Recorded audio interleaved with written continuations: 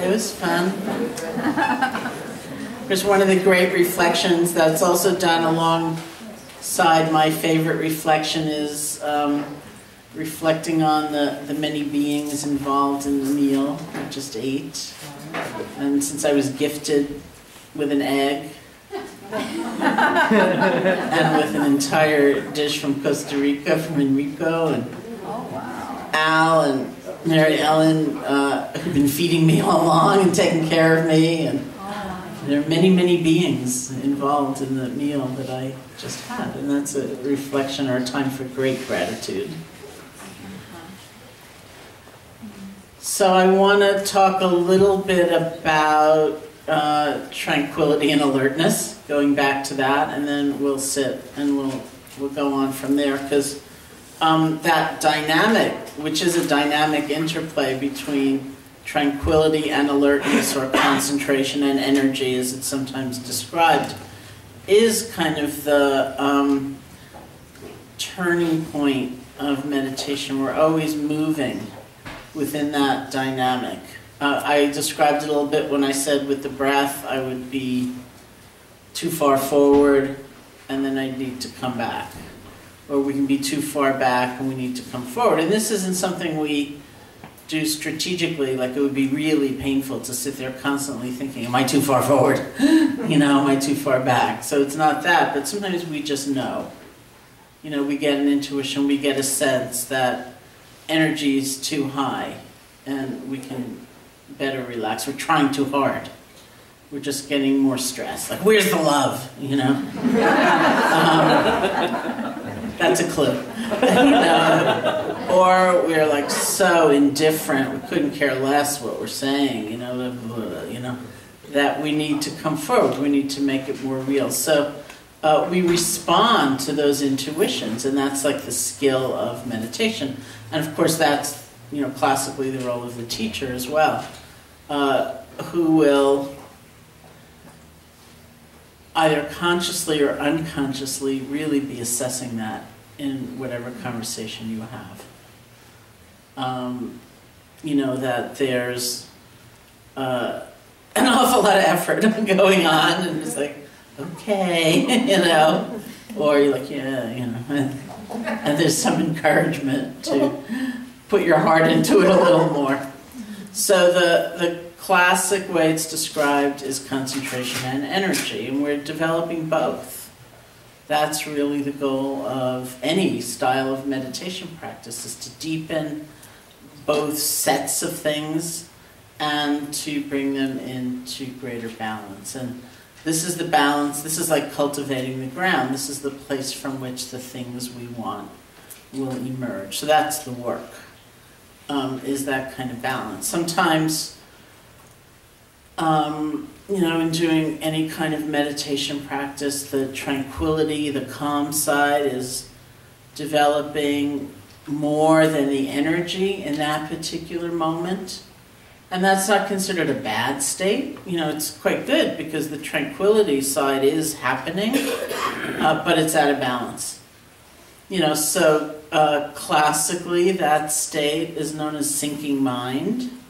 I call it the ooze. You're just kind of oozing along, if it's peaceful enough, but if it deepens, you really do go to sleep. And that's a very common state in meditation. And so it's not bad, but it's a signal that we want to try to raise energy in some way. In all kinds of different ways. It might mean choosing to do walking meditation. It might mean sitting with your eyes open. It might mean shifting the object of concentration in some way. I found actually that in my experience doing something like breath meditation, I could ooze on for a good long time without quite realizing it. Much more so than in loving kindness practice, I found, because in loving kindness practice, because it is so verbal and active, that if you kind of go into that sinking mind ooze state, what tends to happen is that the phrases get garbled. It's like sometimes in Burma I would hear myself repeating, "May you be filled with suffering, may you be suffering. My very favorite example of that, which is still my favorite example, was many years ago. A friend came to IMS to sit, the Inside Meditation Society, and do a long period of loving-kindness meditation, and Swiss. So English is literally his fourth language. And his phrases were something like, may I be healthy and well, may I live with ease. And after some time, he just fell into that kind of oozy state, and he heard himself repeating, may I be wealthy in hell, and may I live with eels. But English is his fourth language. He just kept repeating it and repeating it. And one day he thought, that sounds so funny. So he kind of flipped all the way back to Swiss German, and he went, oh no! But those are good things. That's like feedback. It's like, whoa, we need a little energy here, And there could be too much energy too, that's when we get restless and agitated and anxious. And it too is not all bad. It means there's energy cooking in our system, but it's not grounded. It's not channeled, so it's not useful for us. And it's just kind of bouncing around, And that also happens when we're trying too hard. Like, where is the love? I'm sure I had it for 5 minutes yesterday. I should have it for 8 today. And we have to kind of just relax and let the practice take us. Instead of feeling we have to make something happen in those ways. There are things to do also when we feel, there's just like too much energy. And walking works here too often, because we want to, again, it's not like you want to destroy the energy or dispel it, but we want to balance it, so having it move through our bodies is a really good thing. Or what I was talking about earlier, it's like creating a sense of space. Because if a really big energy is trying to move in a tight, cramped little space, it's going to be really jangled. So that's really quite personal. Maybe it means getting outside, being with your eyes open. If you're doing loving-kindness practice, maybe it's doing loving-kindness practice to all beings everywhere. Every form of life, everywhere. Whatever for you creates a bigger sense of space. It can even be something like going out and looking at the sky. And then the energy will begin to move within that and come to a better sense of balance. So this is particularly, there are other twists to this in loving-kindness practice in particular, because the calm concentration side is represented by structure. That means the phrases. It means trying to have the same phrases. No matter, not absolutely, it's not like you have to feel imprisoned by that, but in general, we want to be using the same phrases for as many beings and maybe everybody, because then we don't have to sit and think, may you be happy. Well, maybe not you. When you get happy, you get really lazy. Like, think, what about you? May you be content? No, you'd really go to sleep if you were content, because we're just lost, right? We've lost the power of the concentration, which is the power of the presence. And in many ways, loving-kindness practice, or a lot of people find it somewhat easier to do than the breath, because it is more active, and it gives our minds a channel. Ways in which it can be more difficult is that relationships are complicated. These are real beings we're calling to mind. They're not prototypes of a friend, Even as we move through the categories, it's complicated. We start with ourselves, and then classically we move to a benefactor, someone who's helped us. And we move to a friend. We move to a neutral person. We move to a more difficult person. And then we move on to all beings everywhere. Again, not all in one sitting, but that's the trajectory of the practice. And sometimes people will call to mind a benefactor and everything will be going swimmingly, and then they'll think, there was that one time. I called you and you weren't really there for me. Maybe you're not my benefactor. Maybe you're my difficult person. You know, relationships are complicated. Life is complicated. We're just using a structure to be able to unfold the practice and have some greater concentration, not because there's an absolute truth in it. Well, I do teach this intensive loving kindness retreat every year in Barrie, and one year I had a friend sitting in, and she had a dream one night in which she completely reorganized her email address book into categories like, these are my benefactors, these are my difficult people. It's usually not that easy. And because these are real people, or beings, not to leave out the animals, it's very easy just to get lost in a story. I just told this story when I was teaching the retreat earlier in February in Barrie, and it was very sweet because the woman who's actually the object of the story was sitting in the retreat. So I was looking at her all these years later, you know, as I was telling the story, and I was in Burma in 1985, and Sayadaw U Pandita, my teacher, said to me, I want you to go back to your room and think of a good friend and offer them metta, a dear friend. So I thought of this friend right away, and then I was off and running. I wonder what the time difference is between Northampton, Massachusetts and Rangoon, Burma. Let's see. I think it might be dinner time there. I wonder if she went out to dinner. Where would she have gone? Huh. She could have gone to the Greek restaurant, or she could have gone to the Italian restaurant. Or, I don't think she could go to the Japanese restaurant because I think they're closed. Isn't that odd? Restaurants in that corner are always closed. And it doesn't make, it is a completely true story. It doesn't make any sense. It's very close to Smith College. It's got really good parking. Why would restaurants in that corner always close? It doesn't make any sense. Maybe it's got bad feng shui. What is feng shui anyway? Right? That's very far from the power of may you be happy, may you be peaceful, from that complete wholehearted gathering of all our attention and being completely present with one phrase at a time. So, if that's your tendency, as it is mine, really, you know, then the structure, the simplicity is going to be all the more important. And I think for basically everybody, it's important. You know, to be able to establish that, to be able to keep coming back to the phrases, to be able to deepen the concentration in doing the practice. Yet, we don't want it to be dead or meaningless or inert. It needs some energy, right? We have to remember what the phrases mean. It doesn't have to be a whole elaborate story, but it's a knowing. It needs to come alive.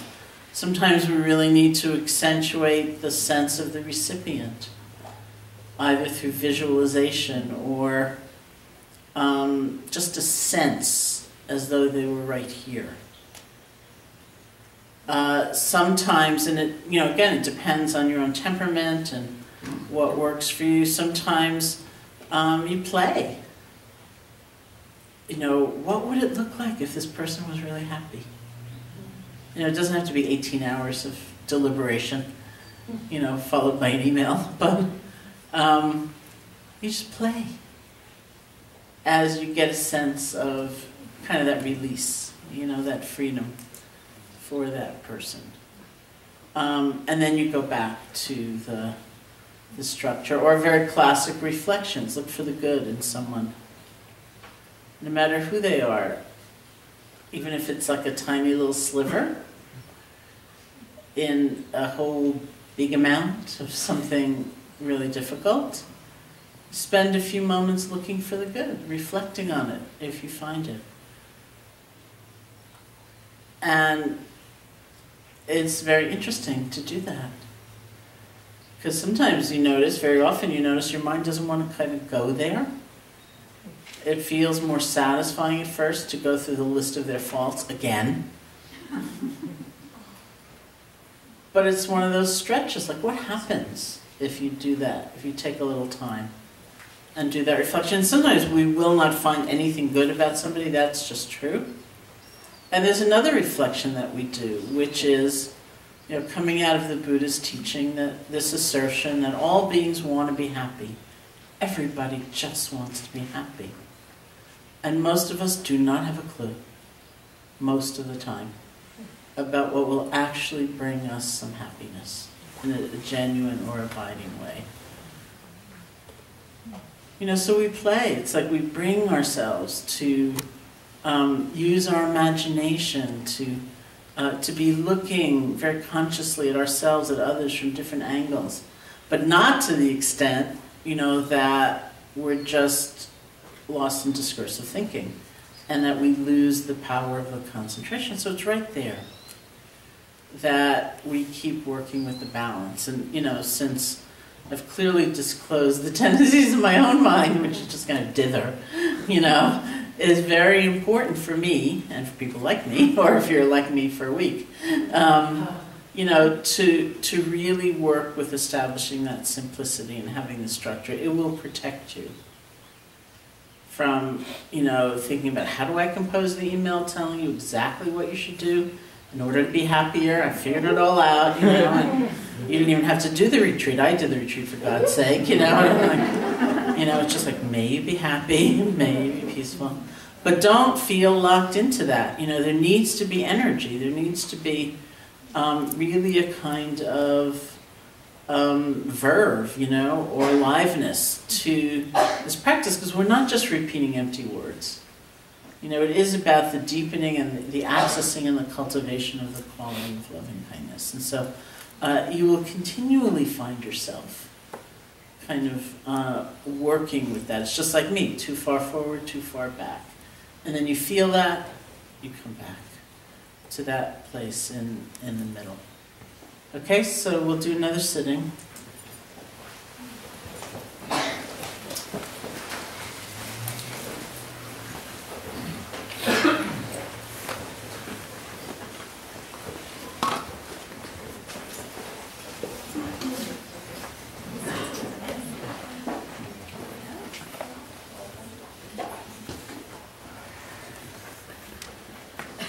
Begin once again with the extension of loving kindness to yourself, for yourself.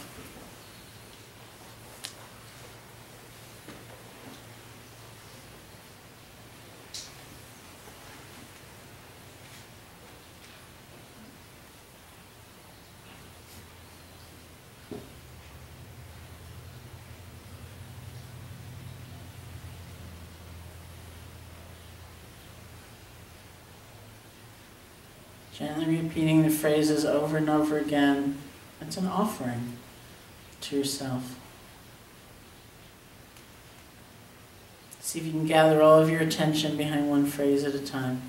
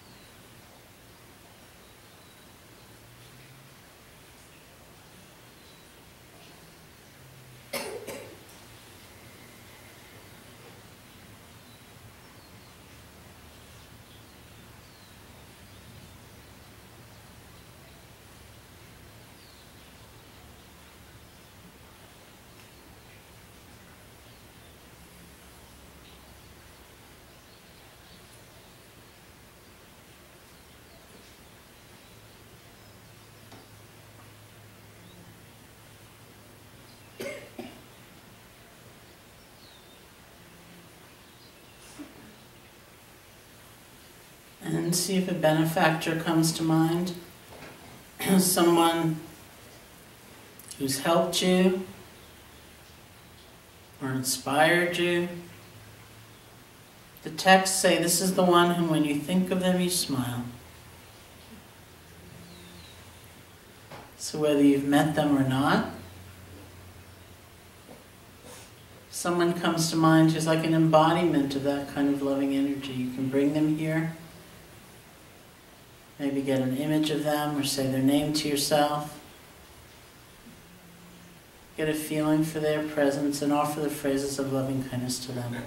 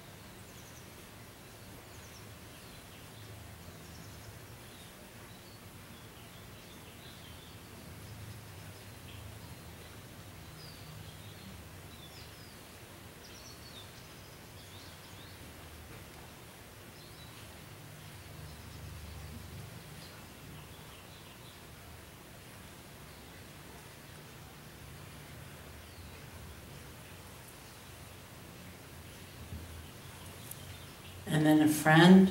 Let's offer loving kindness to the first friend who comes to mind.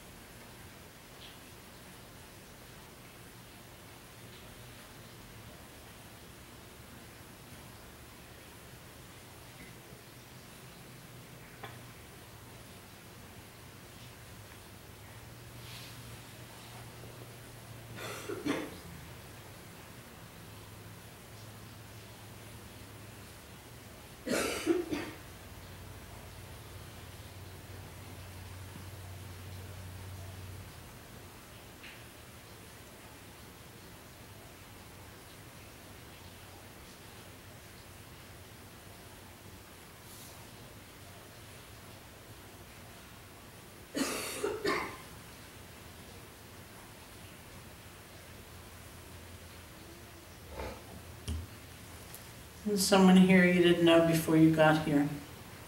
You still may not know their name, but you can just get a feeling for them. And see what happens as you offer the phrases of loving kindness to them. I mean, here's a being, no matter what, who wants to be happy just as we do.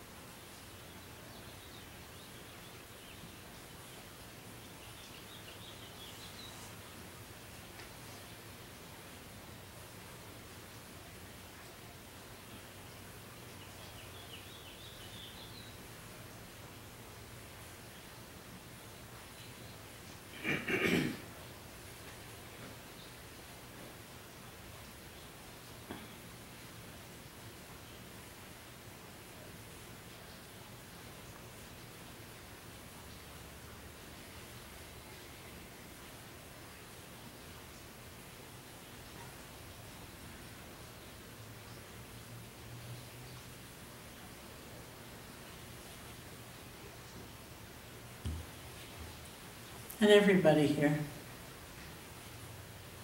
including yourself.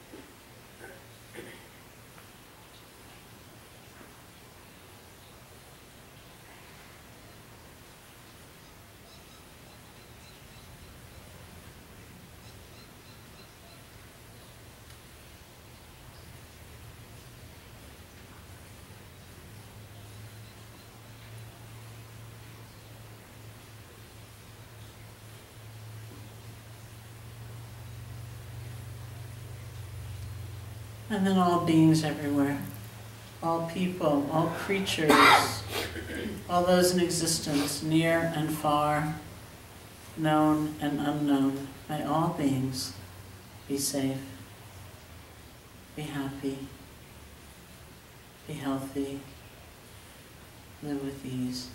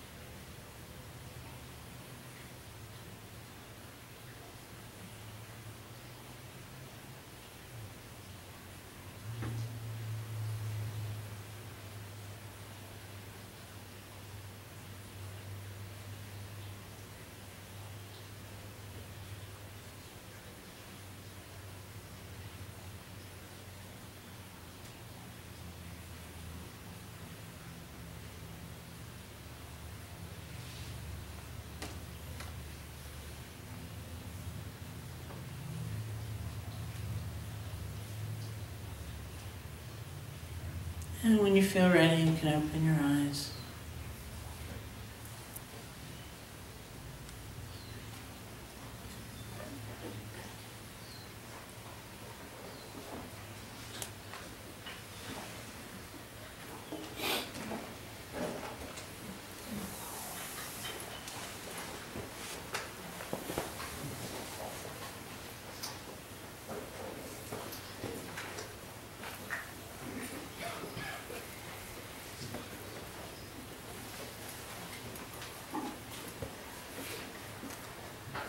So all beings, thank you for that.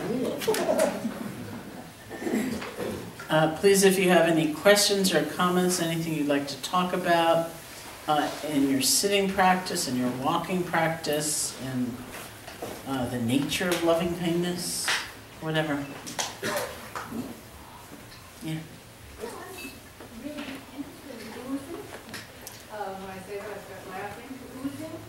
Oozing. Oh yeah.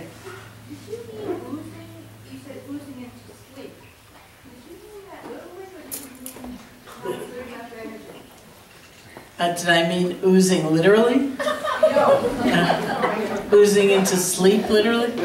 Yeah, actual sleep? The state of sinking mind, which I called oozing, is not actual sleep, but it's on the road to actual sleep.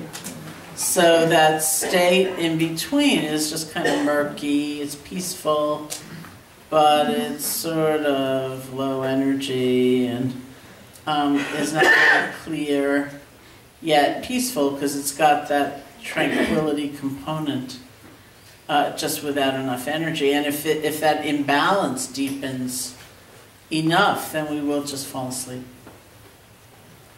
But in itself, it's short of sleep. We all kind of know it, you know? Like, it's like, oh yeah, I had a really great sitting. I don't know anything that happened, but, you know, we're just like... Or the story I sometimes tell about it, we didn't do it this morning, although we did it last night. Sometimes with the feeling of the breath, if that's your object of concentration, along with just feeling the sensations of the breath, you make a quiet mental note of in, out, or rising, falling. And there are a lot of reasons for that note, including that it tends to bring up our energy. So at the retreat center in Barrie, whatever retreat's going on, there's usually, the schedule is usually that there's an early morning sitting, then there's breakfast, and then there's a sitting after breakfast, which is where instructions are given, and new instructions and questions and answers. So it was my turn one day to lead that sitting, and I got up in the meditation hall after breakfast, and in the beginning of the sitting I just closed my eyes and thought, well, I'll just meditate for a few moments before I give the instructions. So I just, right away, I went into that kind of oozy, sleepy, dreamy, drifty state. And I just sat there, and after some time I thought, oh, maybe I should use mental noting and not just feel my breath, but actually be saying silently in, out with it. And once I started doing that, it was like enough new energy got injected into my system that it's like the clouds cleared. And I realized I'd been sitting in front of about 100 people for about 20 minutes while they waited for some instruction. And I was just kind of... So I didn't say anything, and then at the end of the session I rang the bell and I said, well, this is what just happened.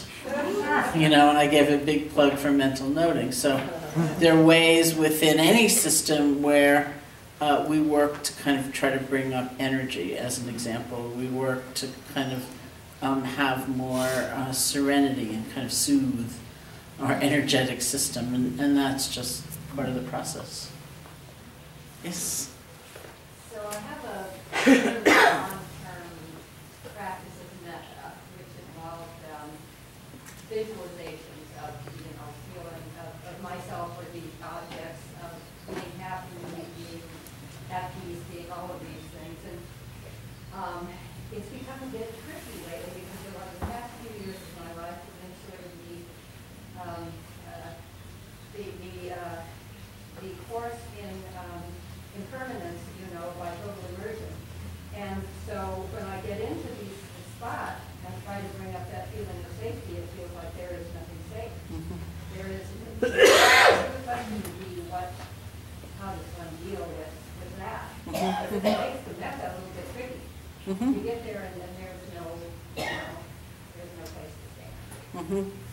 Okay, so the question was about having a long-term metta practice, which has in the past involved bringing up kind of the sense of the state, like safety or happiness or so on, and because of life's reality in the last few years, feeling much more into the impermanence of the nature of things and how it feels like there is no safety. And so how, as an example, so how would one do the loving kindness from that place? I mean, I think there are a lot of different responses to that. One is, just on one level, our sense of what safety is changes, just like our sense of what happiness is changes, and our sense of what health is changes, because it's never just one thing. And that's something I learned in doing my own practice, because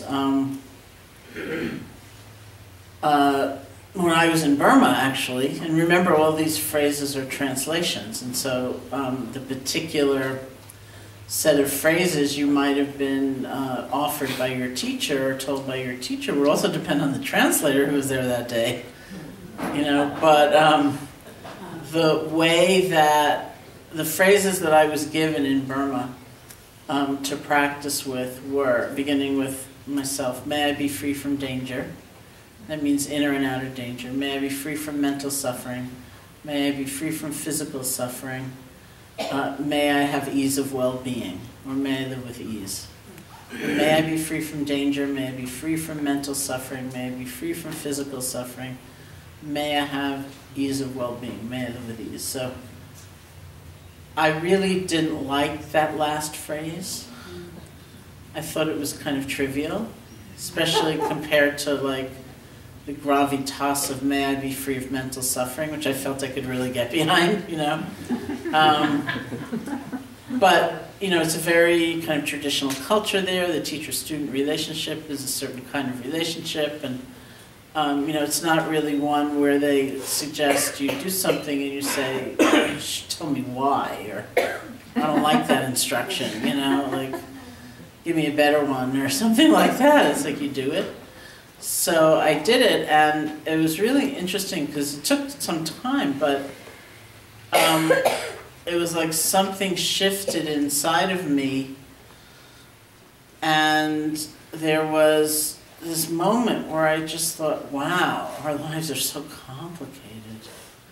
The choices and the decisions and the crazy moral dilemmas, and I thought, may I live with ease? That's like my favorite phrase. It had a kind of meaning it hadn't had in like 2 months or something. Something really shifted. So that's just one level. Another level is that, there are times in life where, and I'm going to talk tomorrow a lot more about compassion as an example, where it may not be precisely metta that is the most profound or profoundly important or healing reflection, or it may be something more like compassion, which could certainly include ourselves. And if part of the basis for metta to arise is the reflection that all beings want to be happy, everybody actually wants to be happy. And look how far we get from realizing that so many times through the force of ignorance. The kind of complementary reflection that would be the launching for a sense of compassion is also true, which is that we live in a world of complete impermanence and instability and insecurity. Safety can't possibly mean stopping that, because it's not going to happen. It's just not, it doesn't make any sense. So when we reflect on the fact that life is completely unstable, we feel a kind of tenderness for ourselves and for others, which is very different. And as I said, we'll talk a whole lot more about compassion tomorrow, but it's very different from what is sometimes taken for compassion, which is more like whose life is so intact and perfect, really, am way over here, and I'm throwing this kindness down at you, way down there, whose life has fallen apart, which Mike could never ever do, because guess what? It's not to say that we share the same measure of suffering, because, I certainly don't believe we do, but that insecurity, it's the same. Every single one of us. It's not that different. And so we have, as part of compassion, almost a sense of equality in that way. And we generate it for ourselves as well. But it's got, as many of you know, it's still my favorite word, is poignancy. It's got a poignant flavor to it. Like, ooh, this is hard. And we have a kind of tenderness for ourselves and a tenderness for others as well. So that's another kind of angle on that.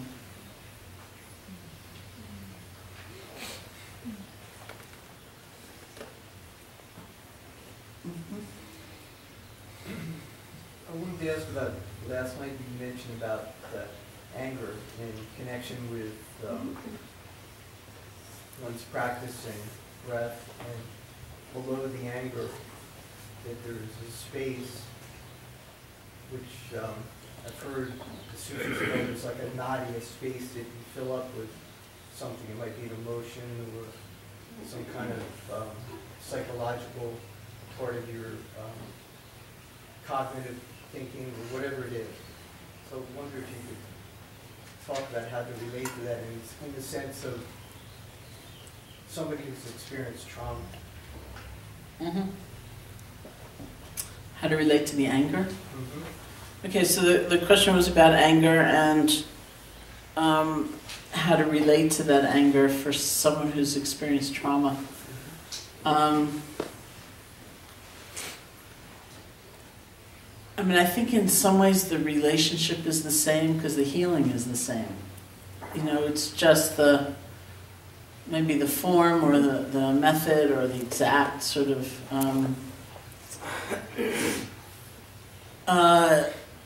idea of like if balance is a moving target and it will look different for everybody and will look different for each of us at different times, you know, depending on what's coming up and the intensity and the duration and things like that, we might seek balance in a way that is personal to that moment, you know, especially if there's a lot of trauma coming back. So the idea is really that freedom comes from how we are relating to what we're experiencing. And in terms of mindfulness, there's a learning component. You know, let me go back and say one of the things that mindfulness gives us is the ability to distinguish between what our experience is in the moment and the story we're then weaving about it. And not all stories are bad. You know, some are very, very good. They're ways of coming together. They're ways of opening doors of possibility we didn't see could be opened before. But some are very negative, you know, and they're really old. And they come just so quickly. All stories come quickly. So what we want to be able to do is be mindful enough to know what's happening, see the arising of the story, and then make a choice. Do I want to keep going with this and even enhance it, or do I want to let it go? And that's all based on wisdom. What makes me really happy? You know, I was thinking about this guy's faults for the billionth time. Really making me happy. Past a kind of momentary satisfaction. You know, or it's like, this took all day. You know?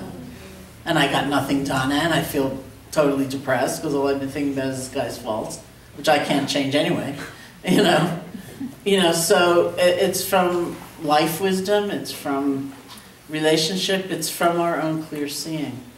So, I mean, an example that I use a lot, it was very sweet for me to see my book Faith out there because you don't see it much anymore. Because it's like 10, 11 years old, something like that. I mean, it exists, obviously, but it doesn't usually follow me around as much as other books. So I tell this story in Faith about this time some friends rented a house for several of us to do a retreat on the East Coast. And when I went into the room that had been set aside for me, I saw that there was a cartoon that had been left on the desk from the Peanuts comic strip. In the first frame of the cartoon, Lucy is talking to Charlie Brown and says, you know, Charlie Brown, what your problem is, the problem with you is that you're you. And then in the second frame, poor Charlie Brown says, well, what in the world can I do about that? Then in the third and final frame, Lucy says, I don't pretend to be able to give advice, I merely point out the problem. So somehow, whenever I was doing walking meditation by that desk, my eye would fall right on that line. The problem with you is that you're you. Because that Lucy voice had been such a tremendously predominant voice in my earlier life. Just now as a side note to that, one of the techniques of mindfulness that I've been very strongly trained in is called mental noting, where, you know, when I said just now you can note the breath in, out, along with simply feeling it, that gets extended into placing a label on the predominant experience that's happening, like joy, joy, sorrow, sorrow, anger, itching, hearing, whatever it is. And so I felt after seeing the cartoon I had a new mental note, which was, hi Lucy. You know, so maybe something really great would happen, and my very next thought would be, that's never going to happen again. And I'd say, hi, Lucy. Or my favorite form of that was, chill out, Lucy. You know, like, I see you, I recognize you, you can go now. You know, but not freaked out, just tender. Like, okay, Lucy, you can go. So that's really what mindfulness will do. And so maybe this tremendous anger arises. And through the power of mindfulness, we can pay attention to the anger itself. We can distinguish the anger from what then arises. I'm going to be this way forever. This is the only thing I ever feel. Whatever it might be, whatever that story is. And we have a choice. You know, do we want to keep going with that story, or is that kind of a Lucy story, you know, that's just going to bring us down? So that's one level of it. Now, in order to do that, we have to be able to look at the anger and not get lost in it, and also not get lost in a battle with it. So that implies a certain kind of energy, balance, things like that. And it's very similar to physical pain. In fact, the story I usually tell about this has to do with his Burmese teacher, Sayadaw U Pandita. So even though he was my metta teacher, when I first met him, we brought him to Massachusetts in 1984, sight unseen. I'd never met him before. Some of my friends had met him in Burma and said he was a really great meditation teacher, and we should bring him. So we brought him to teach a 3-month retreat, which I and several of my friends were going to sit. So it was kind of intense. You know, he appeared one day and we started sitting with him the next day for 3 months. And he turned out to be this really fierce, intense, demanding teacher, really fierce. I mean, he was a great teacher, but it was hard, you know, it was very hard in a lot of ways. So one day he was doing a question and answer session in the hall, and somebody asked him, how long should I pay attention to physical pain before I move my attention to something that's easier to be with? This is sort of the trauma question. You know, how long should I pay attention to the physical pain before I move my attention to something that's easier to be with? And this is a question with a lot of levels, because it's not just physical pain. You know, it's learning how to deal with emotional pain. It's learning how to deal with difficult memories. It's learning how to deal with trauma. You know, it's learning how to deal with anything painful. So I thought, given U Pandita's personality, he was going to say, you should be with the pain until you fall over. I really did. And to my amazement, he said, just be with the pain a little bit, then move your attention to something that's easier to be with. Then maybe you go back to be with the pain and then leave. Consciously move your attention to something that's easier to be with. He said, it's not like it's wrong to just be with the pain and be with the pain and be with the pain, but you'll likely get exhausted. So why not build in balance all along the way? Because the purpose is to create that balance. Not to like break through, you know, or have an endurance contest. And I sat there thinking, boy, if those words are coming out of his mouth, that must really be true. Because he's like the furthest thing in the universe from somebody who would say, who would give an instruction just to comfort somebody, thinking, oh, you can't do the real thing, so I'll give you this little remedial thing you can do, you know, feel it. It's like, not at all.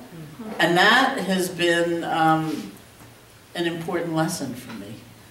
It's okay, it's not a cop-out, doesn't mean you're afraid, doesn't mean you can't do the real thing. It's building in balance all along the way. So maybe we're with a certain feeling, and before we get exhausted, you know, we move our attention to something that's easier to be with.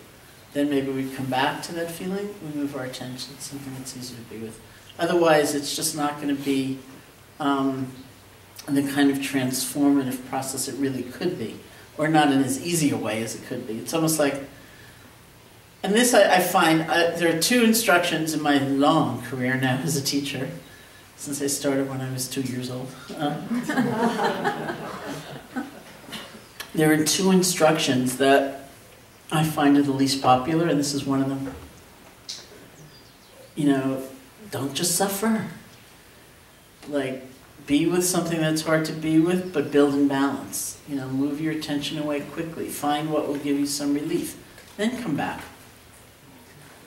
Because I think there's often something in us that feels that is a cop-out. You know, it's not going to really count until it's really, really, really, really, really hard, and I'm struggling, and I'm having this horrible time, then I'm going to break through, and all the pain's going to be gone, or something like that. So I noticed that is one of the two. The other one we're going to do tomorrow.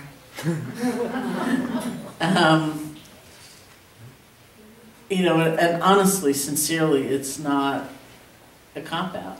You know, that's how we deal with traumatic material. It's being with it, knowing we can go. It's like being on an elevator, knowing you have the power to press the button. It's not that you're trying to avoid it and you're denying it or never going to be with it, but we're learning how to do it in a more intelligent way. One of the hardest things, given that these two instructions in my experience are the least popular, I'd say it's very hard for us to give ourselves a break, right? And that's what this means, is actually doing it in that way. Yes? No, I just finished reading this book, The Observing Self by Red Hawk. There's one phrase in the book that stuck with me, which was what you've been teaching us, which is, if you see it, you don't have to be it. Yeah, it's great. Who's the author? Red Hawk. Red Hawk?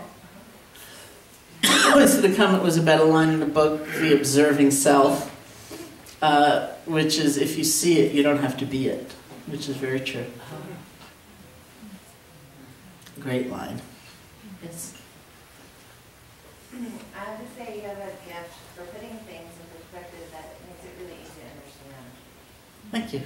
And I think that that's very important in this day and age, bridging that gap. And I work with children, and I have my own children, and I teach them meditation. Do you see it as the same process, or do you see it as being a different process with children? I just wanted to hear your view. So the question was about teaching. How old are your children? My boys are 11 and 14, and my 14-year-old, he's pretty much, I help him sometimes, but he's probably one of the older children. My younger son has a lot of anxiety and stress and fear, and so what you're saying today is really relating to me, so I can go back and help him, and I know that's going to help him. Finding an anchor, so they're 11.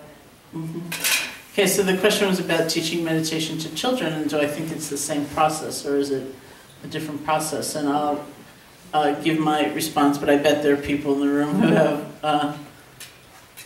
more understanding or experience with that than I do. So I would love to hear from anybody else if you want. So I do believe it's the same process. I think that I've been involved in trying to help write some curricula for bringing mostly loving kindness into schools, a little bit with mindfulness, and that's happening so much anyway. And of course, what I discovered was the importance of trying to be very concrete in instruction. I've taught children sometimes, either children, like I have a goddaughter, for example, who's now 15, but when she was much younger, and also in some classrooms in doing that. I had a very funny experience in a New York City high school where a friend's son is going to school, and it was Mindfulness Month. So they invited me in as a guest speaker. And I got into the office sort of near the classroom, and I ran into this woman who was the mindfulness coach. She was a volunteer who's, had a whole other job, and she was coming in twice a week to teach mindfulness to the kids. She was the mindfulness coach. And so I said to her, how long do you have them sit for? And to my amazement, she said 1 minute. And I thought, ooh, like I have a whole class to fill, you know? What am I going to do? And then, so I walked in there and I said, okay, I'm going to give you a challenge. I want you to sit twice as long as you've ever sat before. So we sat for 2 minutes, and then we went around the room and they described their experience. And a lot of these kids, you know, were very anxious, a lot of medication, a lot of troubles in their life, you know, so it was not that easy, really. But it was so interesting, you know, to hear, and then there was still like all this time. And so the mindfulness coach said about me, she's written all these books on this thing, heartfulness, which is what she was calling loving kindness. And you should really ask her to do some, since she's, you know, here. So they said, oh yes. So I thought, great, I don't know what to do. Like, you know, so just like turned it on a dime. And I thought, well, you know, it's probably a little hard to start with yourself, maybe we should start, you know. And so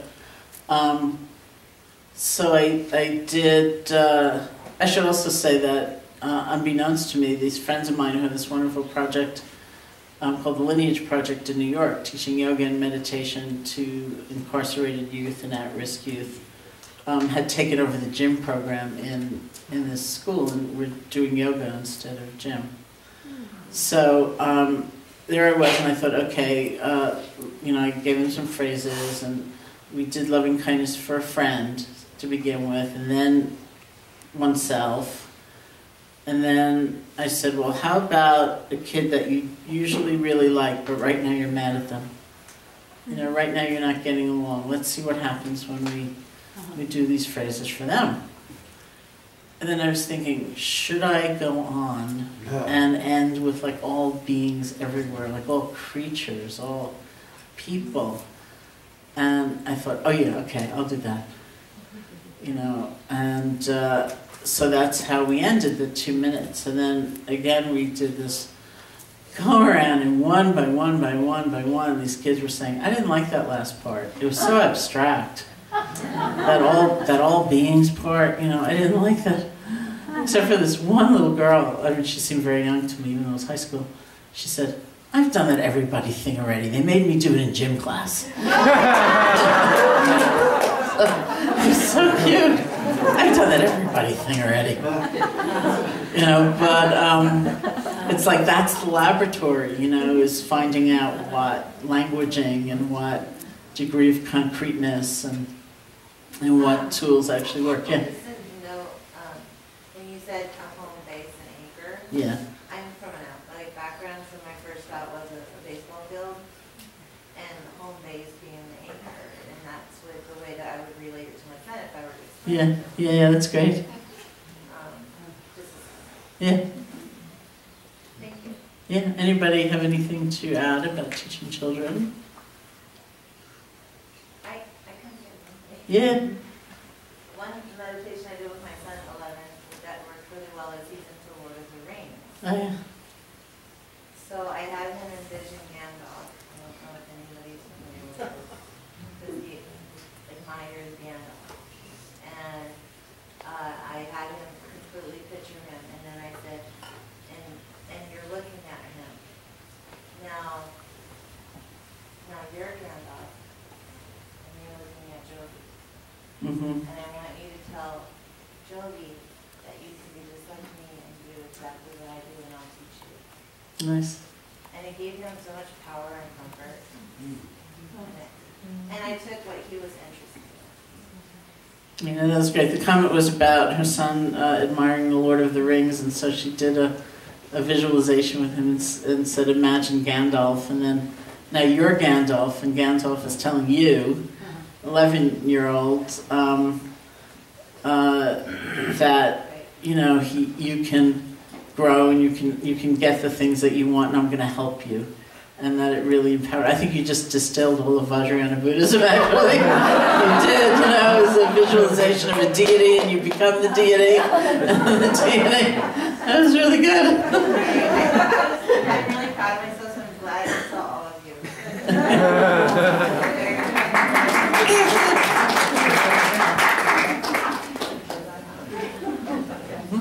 Relative to children, it occurs to me, because my grandchildren are very small, that children are wonderfully mindful. And that maybe one of the things to help our children with is just to not lose that. Lose that. I'll repeat it. Yeah, but to stay with the magic of hearing the birds, hearing the water, looking at sand, feeling it, watching it fall through your fingers, and to not grow up and have that dissipate. So the comment was about her grandchildren being very young, and it seems to her that they're very mindful, and so maybe our work is to help them not lose it and to stay in touch with the magic of the way they hear the birds and let the sand run through their fingers and have these very immediate, direct experiences.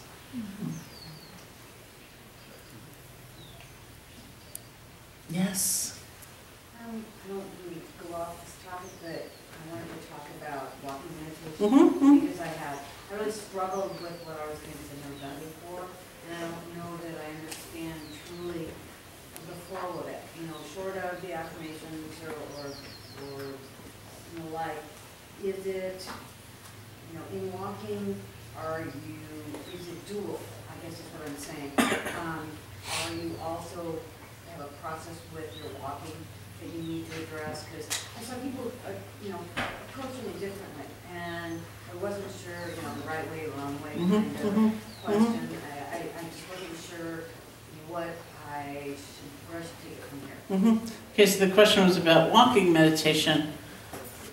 There are different styles and different methods. We didn't really do walking meditation emphasizing mindfulness, which would be, have nothing to do with the phrases, but would be more like feeling, it's like right now, just feel your feet against the ground and just get in touch with those sensations. Right, so even though you're listening and you're hearing and maybe you're formulating a response or further question, you have like a touchstone in sensation, in the world of sensation. You just keep coming back to feeling that. So mindfulness in walking is a lot like that. Eyes open, you're aware of everything going on around you, but your object of attention is the changing array of sensations that happen as you place your leg down, lift it up, and so on. There are some schools, it's not really the way I practiced, but there's some schools that have you stay with the feeling of the breath, even as you're walking. Like I said, that's not how I was trained, and so we were taught in terms of mindfulness in walking really just to switch to the sensations. And it needs to be a very light awareness, because you're walking, it's like you don't want to walk into a tree or something, so you want to be aware of everything going on around you, but you also have this touchstone, just like feeling your feet against the ground right now. So that is one whole style of doing walking meditation. And doing loving kindness in walking, you're not really concerned with the sensations. That's not the object. It's not the particular method of doing that, but it is the repetition of the phrases. That becomes the touchstone. And that too needs to be very light awareness. And if you're doing that particular style of walking meditation, I like the way I described it because it's also something we're not going to control. We're repeating the phrases for ourselves, and then whoever becomes a predominant figure in our minds because they've walked by, or we hear them, or we even think of them. And, it's like maybe you hear a dog, and it's hard to believe, but maybe you're afraid of dogs, and yet you're kind of playing like, oh, be happy, because that's the object that, that has become very strong in that moment. So it's a very interesting practice, I find, in itself, and it's also interesting to take into the world. You know, to walk down the streets of New York doing this practice, you know, is a very interesting thing. And I also say, you know, this is, especially if you haven't done it before, you know, coming to an experience, even if you're here through tomorrow, you know, it's still pretty short. It's a way of getting some, hopefully, greater clarity and confidence about these tools. So then if you wish to continue them in your daily life, you know, you feel like you've got that behind you. It's not that it's, you know, either a relationship's going to be perfectly resolved by Sunday at 4:30, or you will have mastered walking meditation, you know, or something like that. So it's just that kind of experimentation that's happening. What about using a mantra like Om Namah Shivaya instead of the phrase of is that? What about using a mantra instead of a phrase? Well, that's just a different practice.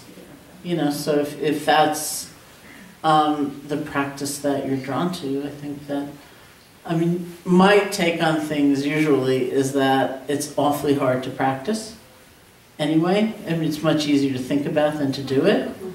So we should do what we're actually going to do, you know, rather than what we think is the right thing to do. And that usually is, you know, is a creative process to see what either inspires us or maybe even challenges us, but in an intriguing way the most, you know, because that's what we'll actually be able to more readily do. Yeah.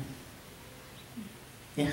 Would you repeat the mantra or what the 94-year-old monk said? That was so lovely last night. Oh, the meditation? Yeah. How many of you were not here last night? Okay. So I told the story about a 94-year-old monk from Sri Lanka who came to visit my center in 1993 or 1994. And he led a meditation in the meditation hall at his request. He has to go in to give a talk, and so we thought, he's 94, this won't be a long talk. And it turned out to be a very long talk. And the main thing he did was he led us through a guided meditation, which was his own practice. And that was really loving kindness for the parts of the body, like may my head be happy, may it be peaceful, may my eyes be happy. You know, and he just went through all the different parts of the body, and that was his meditation. And I swear we were in there for like 3 or 4 hours, and we were all like dropping, and he just had all this energy. And I thought at the end, maybe that's why he has so much energy. It's because that's his meditation practice. And it's a very beautiful example of, I mean, basically what we do is if we learn the principles and we learn the structure, and we get some confidence in that, we then adapt it to make it our own. And there are lots of ways that we can play and create and utilize, and you know, that are all good, and just based on having that kind of confidence. So yeah, that's a very sweet practice.